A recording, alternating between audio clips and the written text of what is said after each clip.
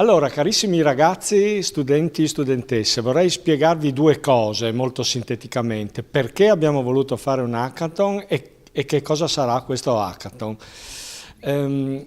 Un anno fa eravamo in procinto di eleggere il nuovo sindaco di Udine. Noi in questa officina del cantiere Friuli abbiamo parlato con i due candidati sindaci e le abbiamo spiegato che cos'è una smart city, perché vorremmo che Udine diventasse una smart city. Una delle caratteristiche più importanti non è risultata essere la tecnologia, che certamente ha un ruolo, però uno degli elementi importanti è stata l'idea della partecipazione,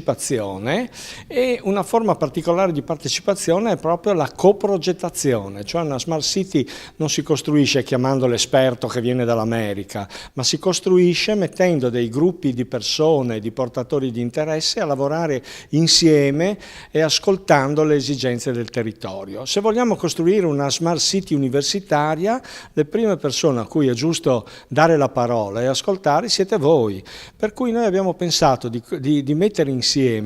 un certo numero di gruppi di studenti, un po' di tutte le facoltà, di tutti i corsi di laurea, per avere un contributo culturale eterogeneo e quindi più ricco, che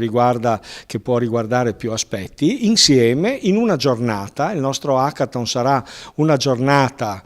sabato 6 aprile, dal mattino fino a metà pomeriggio, di ragionamenti, di discussioni dei vari gruppi, di giochi, ovviamente